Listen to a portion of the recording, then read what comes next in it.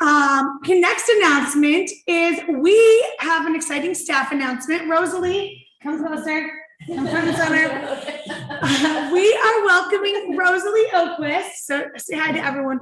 So Rosalie has been with Keller Williams since 2005. She's been in the real estate industry since 94. So she has a wealth of knowledge, and she is going to be our new PC coach for our new agents. And we're so happy you're here. And we love Chantel. Don't worry, Chantel's not going anywhere. Chantel is going to focus on the transaction coaching portion of that, because your new agents have just been really busy, you guys, and one person can't work 24 hours a day. So Rosalie's going to do all the daytime stuff, the trainings, the one-on-one coachings, and Chantel's going to be available to help with transactions, nights and weekends. And she's starting her own transaction coordinating business as well. So we love you, Chantel. But so don't worry. And we are so excited that you're here, Rosalie. Thank you. Rosalie's been with a variety of other Keller Williams market centers, so she can, bring a lot of good ideas and fresh perspectives. So we are excited to have her. If you are a new agent in the productivity coaching program, Rosalie will be reaching out to you to introduce herself and set up some one-on-ones this week. And I'm originally from this market, so yeah, I know the area and I know the people back home, right? Yes, so. I came home finally. Welcome. We are happy you're here. Okay, then last thing before we get to our main event is we have been working on some marketing folders for you guys to be able to present really beautiful listing and buyer packets to your clients. And with Austin or Morgan, when you get, I was actually going to show a couple slides while Austin queued up the video. So I will go ahead and do that here. Sorry, guys, my computer is going very slow today. Here we go. All right, so if you did not hear yet, the newsletter is currently available for this month. You can find this on our agent website. There is a newsletter section on there, or you can reach out to me directly. I'm happy to send you a copy. If you need help getting it sent out to your database, let me know. I do offer a service to get it sent out for you, just in case you don't want to deal with the hassle of command right now and you're super busy running around with buyers, looking at houses, writing offers, all that stuff. And then next, I wanted to briefly touch on this. I shared it over spring break, but I just kind of wanted to highlight it again. Be careful when you are using third parties for posting on your social media. This is a screenshot of a real estate agent that I know, and the company they hire shares market updates in different zip codes, and they shared this one. Of course, as you can see, the house is boarded up. Maybe there's a storm or something in the area, or it's like a foreclosure, whatever it is, it doesn't reflect well on the real estate agent. So even if you're using a third-party company and leveraging your time, which is recommended, go in every once in a while and double check. Just make sure that they're representing you to the best of their abilities, because you don't want to come across quite this way to your clients. So that was all I had for the slides.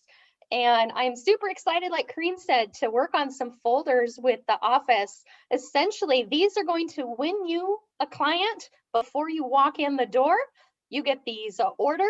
They get sent out to your client before your buyer or listing presentation, and they can look through this. It's got a bunch of information for them. We're making this as easy as possible for you, unbranded and branded options. So I will go ahead and let Austin play the video I set up for you, and I'll have these on Thursday at the Tacos and Margaritas as well, out on a table for you guys to come see it in person. Thanks, Morgan.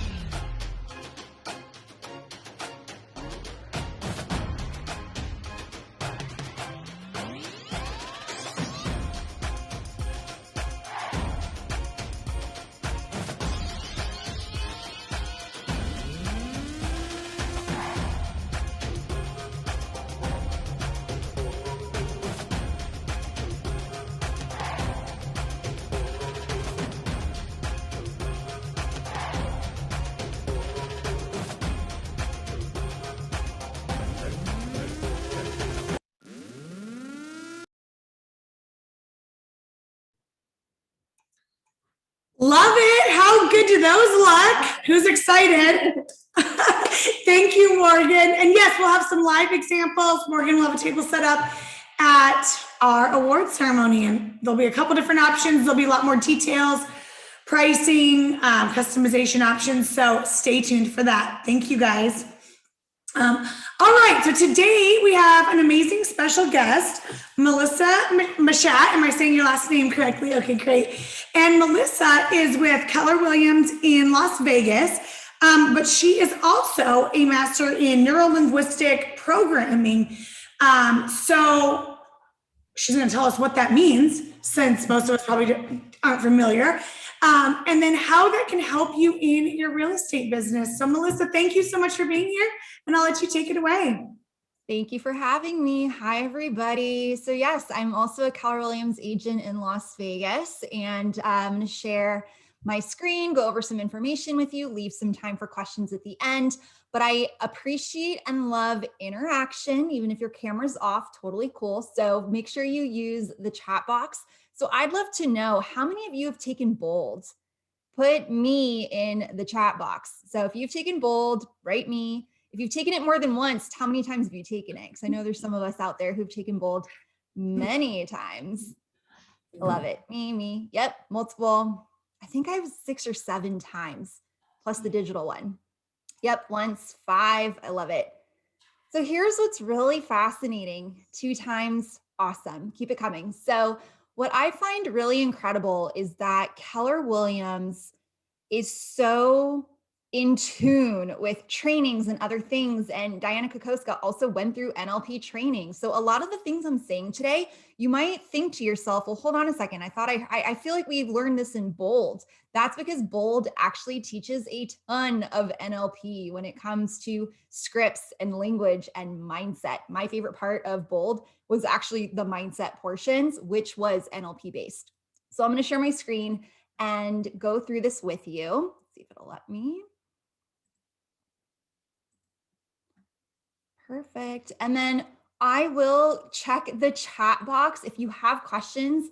Sometimes I tend to give a little bit too much information at once. So if you're like, whoa, slow down too much, then let me know, and I will stop to answer questions. Okay.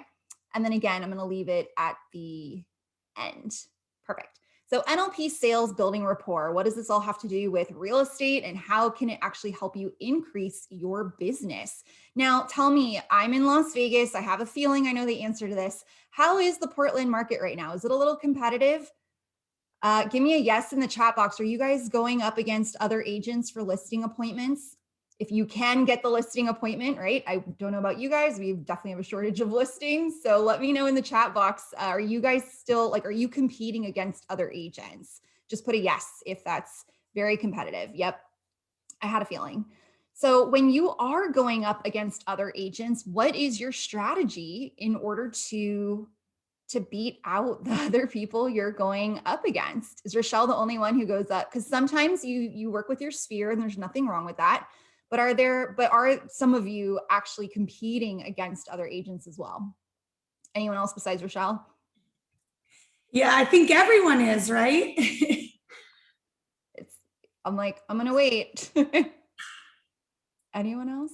If not, and you only work your sphere, this does help with them as well. So I don't want you to feel like, well, I don't really go against anybody else, or if you're a newer agent or whatever it may be, this still all applies, even in communication with your clients once they're under contract too.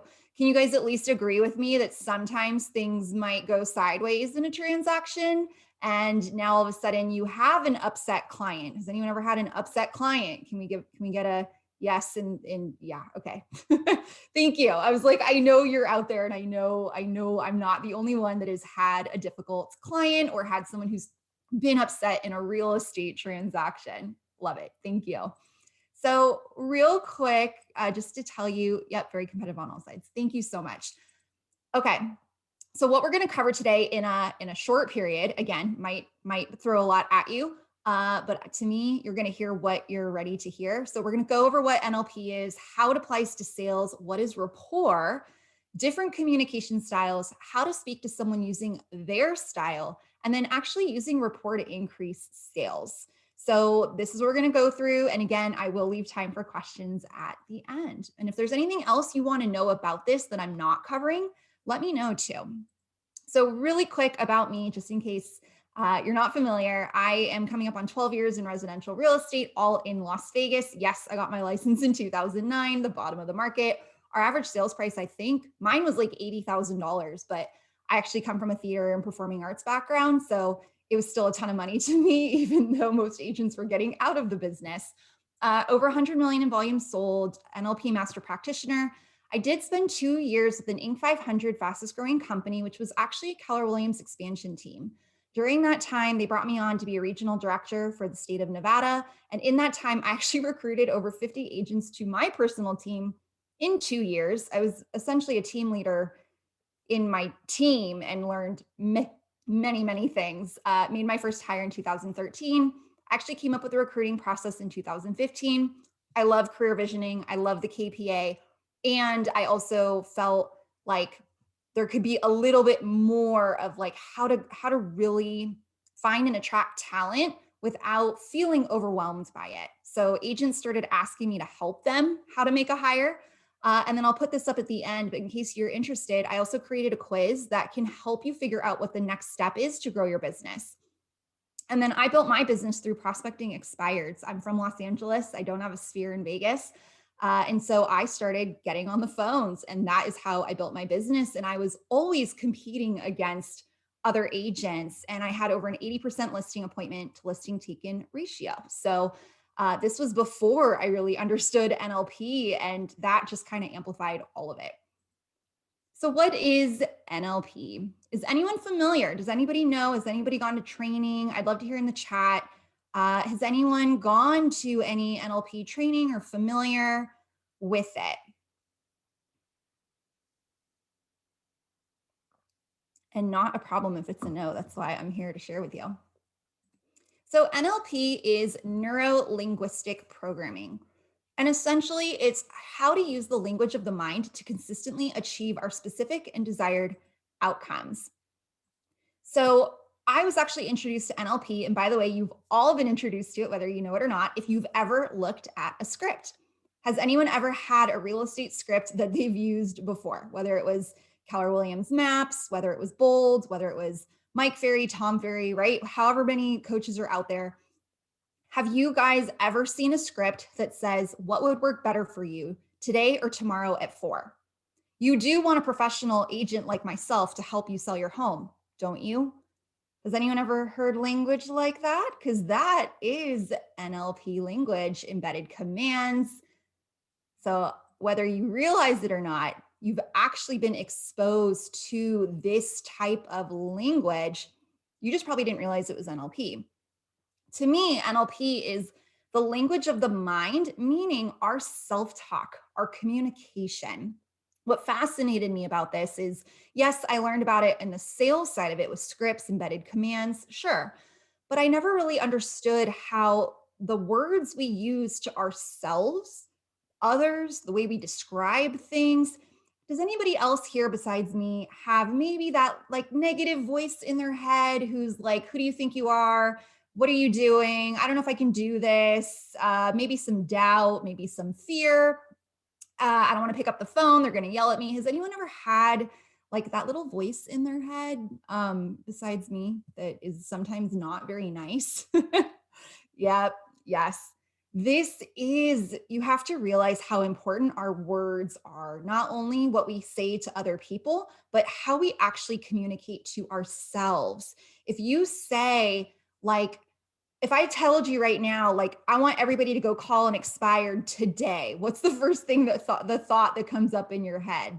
Is it like, am I allowed to say this? Oh, hell no. Is it, oh my God, they're going to yell and hang up on me. I would never call expireds. Is it expireds are problem children in this market? Why would I even waste my time with them? Like, what are the thoughts going through your head just when I say, go pick up the phone?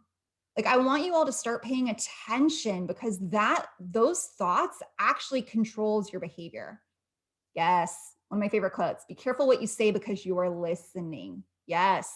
Your unconscious mind is always listening. So interesting fact, and I'll get how all this ties together.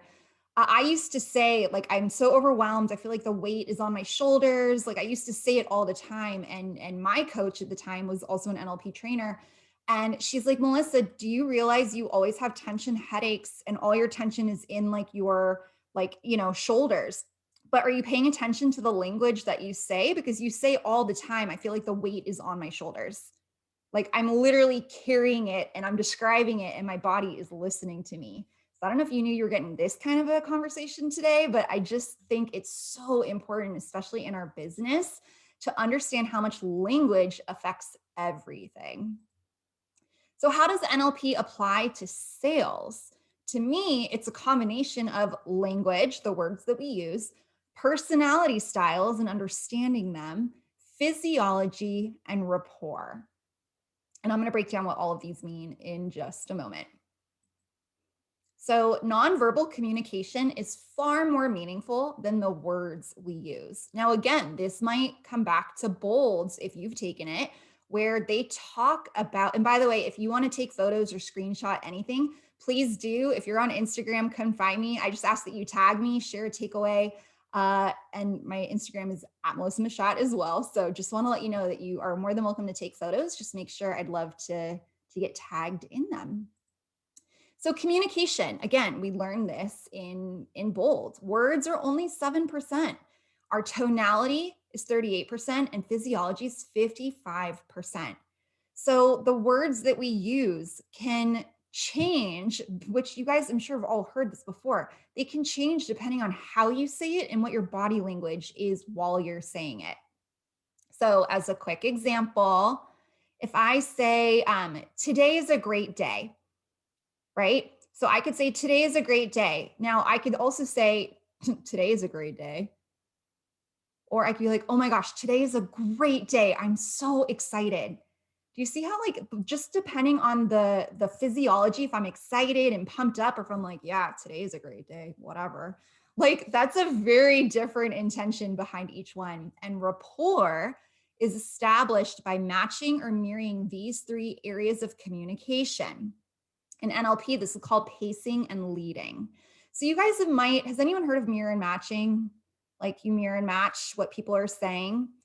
I find that what's a little interesting about that is mirror and matching is not sometimes explained as pacing and leading. Like there is a difference. And basically, mirror and matching is if someone's talking to me, I'm literally copying them. To me, when I learn mirror and match, okay, if they say this word, use this word. If they, take a drink, I take a drink. That's a piece of it. But if someone, I don't know if you guys have heard this. I've heard stories of people who would do lead gen and someone would have like a Southern accent or someone would have an accent and then they like start copying their accent because they're trying to mirror and match them. And then they're like, oh, where in the South are you from? And they're like, it can get you in trouble, right? If you're not being authentic about it. So just make sure that you're not just literally copying people, because that they'll figure it out sooner or later. So what is rapport? When people are like each other, they tend to like each other. The NLP process of rapport creates a feeling as if the participants like each other. And remember that rapport is a process of responsiveness, not necessarily liking. So what this means to me is that there's trust, there's a comfort level. Maybe they feel like you understand them. Has anyone ever had like, yeah, I don't know, I feel like I've known you a really long time, or I feel like comfortable with you, or I feel like you get me. Like you're in rapport with them. At the same time, have you ever met someone who just rubs you the wrong way and instantly you're like, I just don't like that person, they bother me? You are actually out of rapport. So this is why this is so important when it comes to sales and our business, is if you don't have rapport with your clients, if you don't build trust with them, if you're not communicating, and I'll teach you how in their language, they can very much feel like it's not a fit. Do I love that, Melanie? Like, I also feel as though energy goes before us. Yes, right? This is like, sometimes you have instant rapport with people. It's because they're like you. Maybe they use the same language. Maybe there's a similarity. So if you don't like someone, how much business are you losing because you don't know how to build rapport with someone who's not like you? And I learned this early on. Let's just keep it simple. Let's say 25% of the population, and I know depending on your personality, it's different ratios, but let's just keep it simple. Let's just say 25% of the population is like you.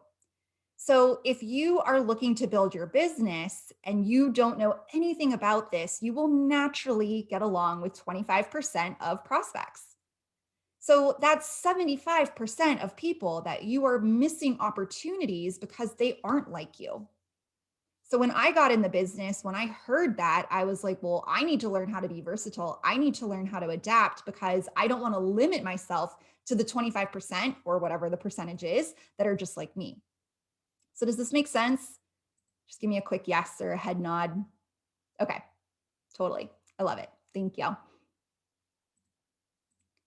All right, so ways to build rapport. Yes, so ways to build rapport. It's physiology, tonality, and words, just like we talked about before. So physiology, your posture, your gestures, your facial expression, blinking, by the way. This is a cool thing I didn't realize. You actually can tell if you're in rapport with someone if you're breathing and blinking at the same time. Like, it gets deep on this. Posture, what gestures are they using? Again, don't copy someone in like like I talk with my hands. So if someone else is like trying to be expressive and dramatic with it, I might look at them like, what are you doing if you're copying, right? But there are ways to do it where if somebody sits back, if somebody crosses their arms, you might actually be out of rapport if someone sits back and like kind of shuts off and closes off from you. So you want to pay attention to their body language. Are they leaning forward? Are they sitting up straight? So there are ways that you can kind of mirror and match and copy in a way that's not obvious or not like offensive. Tonality.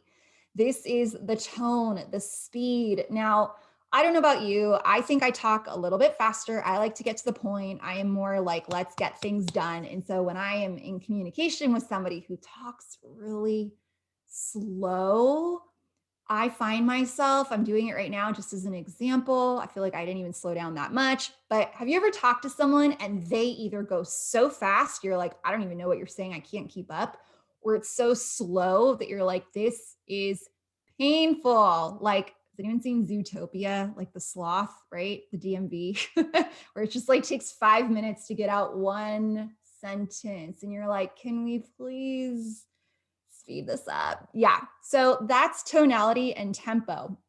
You want to match them. If somebody's talking really slow, you need to force yourself to slow down and match their speed. Volume, same thing, right? If they're like very timid and quiet and you're like, hey, what's going on? Like, you're super loud, that's not going to build rapport with them. And then your words, predicates, that's things like, do they say, I hear you, I see you? We're going to break this down in a moment, in just a minute. Like words, common experiences, content chunks, that means like, what are the topics that they're talking about? Can you actually match the stories they're telling? Not like they tell a story, so I have to tell a story, but how can you actually build rapport with the language that you're using? Any questions on this really fast? Because I know I'm kind of going quick. And you can put it in the chat box or give me a like, I guess you can't really give a thumbs up, but give me something in the chat if you're like, I'm good. Just say good if you're good, want to keep going. If anyone has a question, let me know. Good. This is great so far. We love it, Melissa. Thank you. And that's why I love feedback, right? If you don't get feedback or if you don't take a moment to check in, then I don't know if I'm in rapport with you. Like, that's why this is all so connected. Okay, 4 indicators of rapport. Oh, you guys do figure out the thumb up and thank you. You guys are technically savvy. This is great. Sometimes I still figure out Zoom things. Okay, so have you guys ever heard of auditory, visual, kinesthetic? There's even something called auditory digital. These are different like communication styles, learning styles. So kinesthetic, that's me, super, super high kinesthetic. You know it because I talk about feelings all the time. I feel like this is gonna happen. So who are my kinesthetics in here? It's like, I feel like this, you know, I feel like literally everything I say is I feel touch. I want to be comfortable. It has to feel good. If I'm out making decisions, it has to feel right. Those are your kinesthetics. Sometimes they get like a butterfly feeling, right? Yep, me. I'm with you. So yes, the kinesthetics are more like experiential feeling. They just want everything to like, they have to have a feeling about it. It doesn't feel right. It's like, okay, well, why not? I don't know. It just doesn't feel right to me. Like we're very feel. Visual are your more like, I need to see it, right? They need to see things. So I'm kind of explaining the personality style, but also how it applies to rapport. I'll dig more into the personality in a moment. But visually, there might be a change in color. Like you could actually look at people and see like, are they, you know, are their cheeks getting red? Are they like, you can actually look at like color shifts in people if you want to get really detailed with this to see if you're in rapport or not. Auditory, they might say something to indicate like, do I know, like, I feel like we've met before. I feel like we've known each other for years, or I don't know. I feel comfortable with you. When I was prospecting, I would have people say that. I feel like we're taking acting classes pretty much. So with auditory, when I would be on the phone with someone, they would say, you know, I don't even know why I'm still talking to you. I've literally hung up on everybody else, but you just seem really nice. And I don't know, I don't even know why I'm still talking to you. And I'm like, it's because I didn't say this, but I was like, it's because we're in rapport and you feel comfortable with me. And then auditory digital, this is actually the real way to know if you're in rapport with someone. Rapport is a state of responsiveness. So the indicator is when they begin to follow you. So for example, if you pick up your glass and take a drink, and then they pick up their glass and take a drink, you're actually in rapport and you're leading them. If you lean back in your chair and they lean back in their chair, you're in rapport. You're actually leading them and they're following you. That's how you truly know you are in rapport with someone. And you guys can practice with each other. It's really fascinating. And I'll notice it even on Zoom that like me and the person I'm talking to, whether it's a coaching call or a client, like I'll push my hair back, but like we almost do it at the exact same time. And I'm like, there's rapport there because we're in sync. So how versatile and adaptable are you? Now, if you don't know your own personality style, how would you even be able to tell if somebody's different from you or not? So to me, the key of how this all ties into sales is if you don't know how to adapt to somebody else's style, again, you're limiting yourself because you're only doing business with people who are like you. There's nothing wrong with that, but depending on your goals, you might need to go outside that 25% that are like you.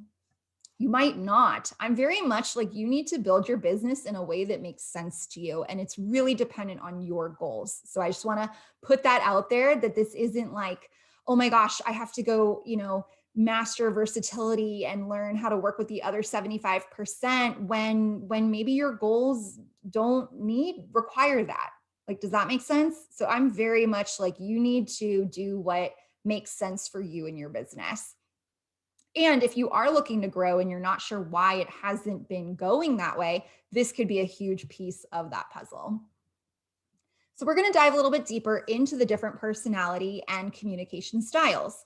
So if anyone has ever heard of DISC, right? DISC, you know, there's like more dominant, influential, stable, cautious. I do come from, I was in Mike Ferry coaching for a long time. He explained it as like analytical, expressive, driver, and amiable. You guys ever heard of those, right? And then we kind of touched on it with like, are you more visual, auditory, kinesthetic, or auditory digital? Auditory digital is more like data. I want more data, not like in an analytical way. I'll explain more in a second. So the thing with this is that people like to put themselves into a box. I noticed that it's like, oh, I'm a high D. Oh, I'm a high I. Oh, I'm an expressive. I'm a driver. Therefore, this is who I am. So I want to just caution you that just because you might be more dominant in one style, depending if you're under stress, depending if you're in overwhelm, it actually can fluctuate. So I think that's a big mistake a lot of people make is we put ourselves in a box of our personality style and like, oh, well, I'm just, and I know people, no offense to the driver dominant people out there, but it was like they would use that and as an excuse to just be like really rude. And I'm like, that's not an excuse. They're like, oh, I'm just a driver. Sorry, get over it. And you're like, that's not like, no, you could still be a nice person. So I don't know if this makes sense to you all, but for me, I'm more on the high I expressive side, if you can't tell. I'm also super feely and kinesthetic. But that doesn't mean that I don't get super analytical when I'm under stress or when I'm, trying to make a big decision. So just know that you can fluctuate depending on your circumstances. This is also really important because would you guys agree that real estate might be a little bit stressful for us too, but for our clients? Like buying and selling homes is one of the most stressful things that people can do, right? Yep, definitely. So what happens is you think your client is one way and all of a sudden they start to get stressed, they start to get overwhelmed. And then you see a whole nother side of them that you're like, where did this come from? Who are you? Right? It's because their personality is adapting to the circumstances that they're in, but you were thinking they were one way, but we're not. We're human. We are multifaceted. So by understanding this, it can help you communicate to them. So I'm going to explain what V is for visual, A is for auditory, K is for kinesthetic, and D is for auditory digital. So visual, maybe they prefer charts and graphs. They're usually fast talkers, impatient. They need to see to visualize. I'm going to read that message in just a second. So they need, like, I see what you're saying. That looks good. I need, right? Like they use language that's more visual. Like I see you. I need to see what you're talking about. That looks good to me. I don't know why that just like something looks off. Like they use language that tells you they're actually visual. So you have to pay attention to language. Auditory. Listeners, hearing, they're usually slower speakers. They're listening and verbalizing. They're more of like, sounds good. I hear what you're saying. Do you see by just listening to somebody's language, you might actually be able to start to tell what they are based on the words that they're using. Kinesthetic, I've made it clear. I'm a feelings, learn through physical movement, touch, hands-on, feels good. I feel you. They make decisions based on feelings. So real quick, if you go to a listing appointment or you're meeting with a client and you bring the graphs and the charts and all the visual analytical things, and you're talking to someone who is auditory or kinesthetic, they're literally going to look at you like, how long do I have to sit through this presentation? Because I don't care about your graph. No offense, right? And vice versa. You're talking to someone who's, visual, and you show up to the thing with no visual aids. You're just like, I thought we were just going to sit here and talk and have a conversation. They're going to be like, right, where's the stuff that I can look at? So right off the bat, by not knowing what their style is, you might show up to a presentation completely different than what they need in order to process their information. And digital or auditory digital is logic, common sense, facts and figures. Want to take it under consideration. Maybe they like the details before deciding. Maybe they're not fully visual where they need the graphs and the charts and whatever it may be, but they need to process information. I love it, Dwight. Best thing to do is follow their eyes when you set data in front of them. Yes. Do they glaze over it? Are they like super into it? Do they start reading it and they completely tune you out? Like you can literally pay attention to people's behavior and start to see what, like, if it's resonating or not, right?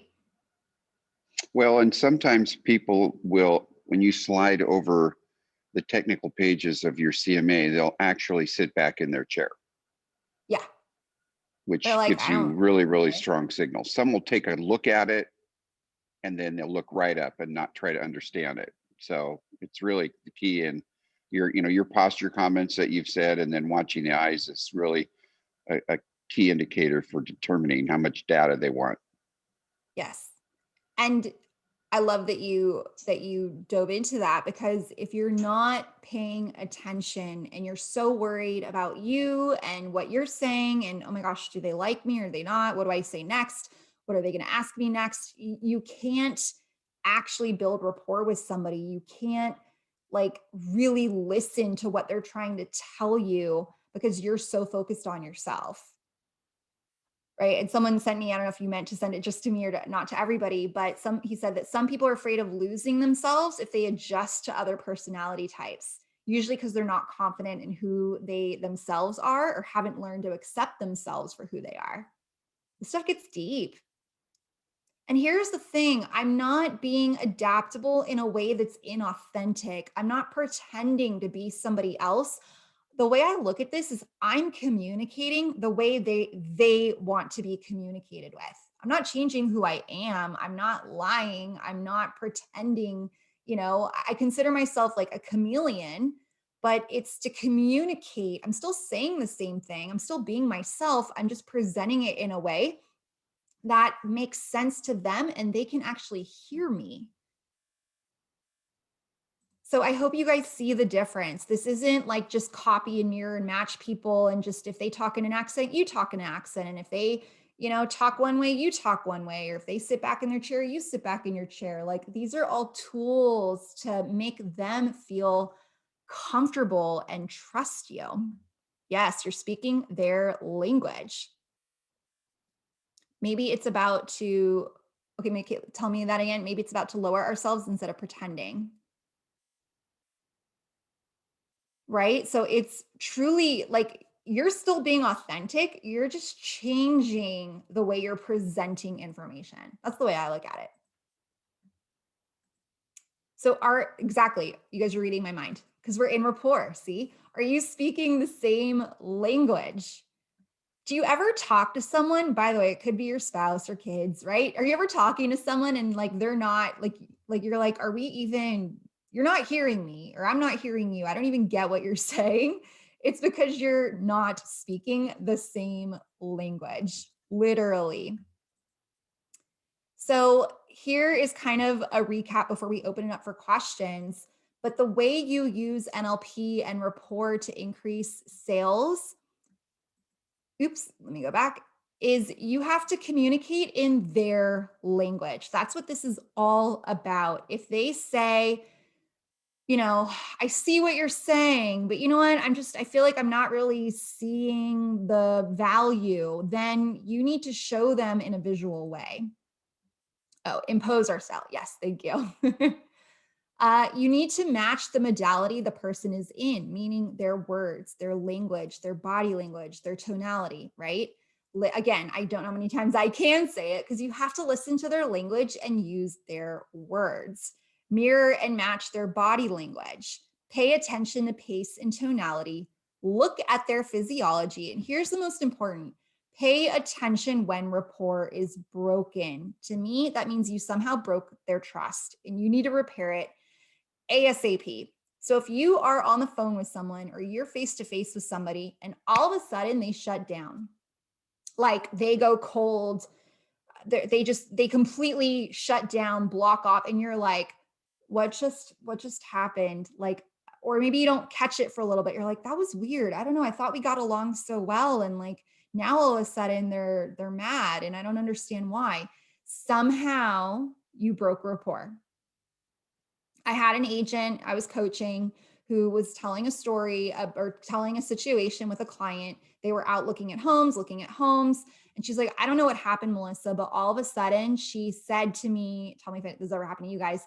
she said to me, you know, I feel like we're just like not the right fit. I feel like I need to go find another agent. And she's like, what are you talking about? We've been working together for months. You know, we've been writing offers. I've been showing you homes. We got offers accepted. You backed out. She didn't say all this, but it was kind of like what happened? And I said, when did you break rapport? She was like, I don't know what you're talking about. I'm like, think back. What was the moment? Slow it down, play the movie. What was the moment where something shifted? And she was like, oh my gosh, we were at a home. And I think I said something like, you know, if you can't find a home, like, you know, it's going to work out. She said something like, essentially that was saying like, maybe now's not the right time. And, you know, like, we'll keep looking until we find one, but like, maybe timing isn't right. And something shifted. And I was like, they lost faith in you as their agent. Would you want your agent to tell you like, maybe we won't find it? So we figured out the moment that rapport was broken. Now days had gone on, but I was like, you need to repair that ASAP by coming back and saying, I am confident we are going to find the home. I was just asking I think she asked what would happen if we don't find it, which is a valid question, but it broke rapport with the client. They lost trust. Someone said, could it be that some people have mental issues? Yes, of course. There are difficult people. There are people you will never be able to please. This isn't about winning everybody over and pleasing everyone.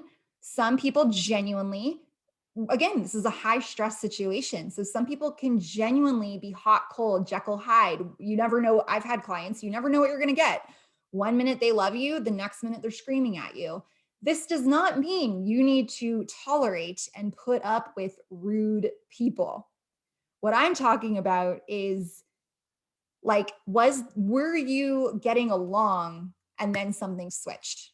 If something switched, you may, without realizing it, have said something or did something that broke rapport and broke their trust. And what we learn in NLP training is you are always building rapport. It's not just we get along great and you never have to think about it again because you like each other. You're always building trust. You are always building rapport. So any question, or I'll open it for questions in a moment, but when you're in rapport, clients feel like they know you and you understand them.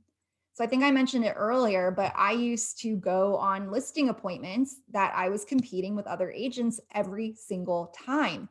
And I usually got the listing, even if it was up against 5, 10, I think one point was 15 other agents. And I always ask for feedback. Why did you choose me out of everybody?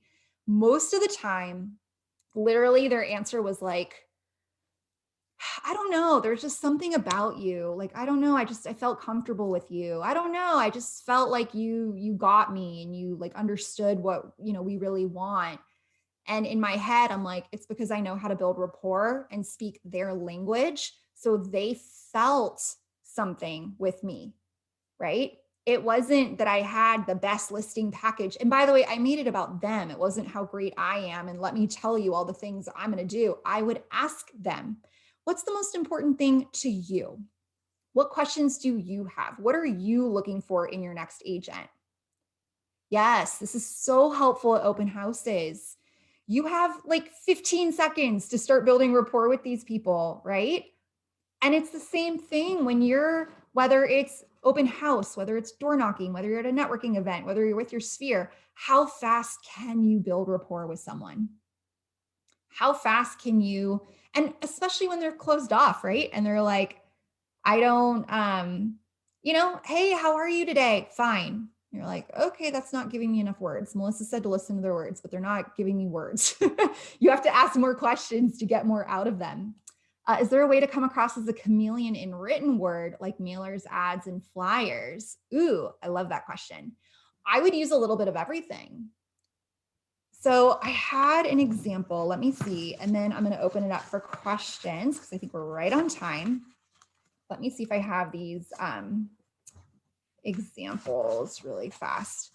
Okay, so you could put these all kind of in a flyer together, give a little bit of a visual, give a little bit of, sound wording, feel wording. So for a visual person, you could say something, if I could show you an attractive way in which you could insert, sell your home for more money, you would at least want to look at it, wouldn't you? If this looks good to you, we'll go ahead and focus on getting the paperwork done. If you're auditory, if I could tell you a way in which you could get the most money for your home, you'd at least want to hear about it, wouldn't you? If this sounds good to you, we'll go ahead and discuss how we can get started. And then if you're kinesthetic, if I could help you get a hold of a concrete way in which you could get your home, to me, I would actually say, if I could help you get more money and feel like this is a win-win, you'd at least want to get a feel for it, wouldn't you? And if it feels good to you, we'll go ahead and set up we'll go ahead and get the paperwork going, right? So you can start using their language back at them. So to close this out, I want to just mention it again, if it's okay, if anyone's interested, this quiz will tell you what is the next step to grow your business, but you're actually going to get action items on what to do. And just as a spoiler alert, it's sales skills, it's mindset, it's leadership, or it's leverage. It's all related to the real estate business and what you need in order to get to that next level. So I'd love for you to take it, tag me, let me know, and any questions. And then again, find me on Instagram. If you're over there, that's where I hang out. Of course, Keller Williams, Command, Kelly, referrals in Las Vegas. My team is here to help you as well. And I'd love to open it up for questions and answers. I think we have about 8 minutes left, and I'll stop sharing my screen. So, Melissa, I love so many things that you said. And I think just the awareness is going to be really important for a lot of us to just be thinking about the words we say and we hear. And I love that you talked about rapport as an ongoing process. So many of us focus on, in sales and business, building the rapport at the beginning of a relationship, but looking at it as an ongoing process. I think that's a really cool perspective that I hadn't heard before. Thank you. And I'd love, if there are no questions, I'd love at least one thing you took out of this that was helpful. I'm really big on feedback and takeaways. And I will. Hey, Melissa, this is Dwight again. Hi, Dwight. Since so much of our business is done over the phone today and via Zoom, given, what COVID just put us through, do you have any, up to the moment thoughts or comments that you've heard from the classes that you've taught? Any recommendations on trying to understand people? Because, now you're looking and trying to read them on a screen, right? And listening to the voice, and it's a little bit more difficult than being at a table, across the table from someone, and watching how their body language is when they come forward, when they go back, where their eyes go, where their arms go, etc. I would say that on Zoom, if your cameras are on, I'm watching everyone right now who's drinking water, who's sitting back, who's kind of sitting engaged, right? I'm watching, I see you, right? And I'm still paying attention, even if it's on a Zoom camera and even if there's a little bit more people there. But if it was a listing appointment via Zoom, I still feel like you can apply all of the same things and kind of mirror match, even though you're on camera. If it's just over the phone, then I'm picking up right away words and tonality. So if someone answers the phone, hi, it's Melissa. How are you today? Fine, great, right? I'm matching them literally with the way they answer the phone. So if they say, hello, I'm like, hello, my name's Melissa and I am calling because of whatever it may be. If they're saying I'm trying to think what other ways people answer the phone, right? Hi, hello, what? And I'm like, oh, I'll be quick. Let's go. Let's get to the point, right? So I'm matching them right away on the phone. And I feel especially calling expireds, you have a 5-second window before they hang up on you. And so I would go tonality and words almost immediately. And I would match if they were really intense and angry, I would be a little bit more intense, right? If they were quiet and calm, I'd be quiet and calm. So it's kind of a fun game, even with friends. Oh, it's people bad. call each other. Did that answer it? Does that mean it's broken?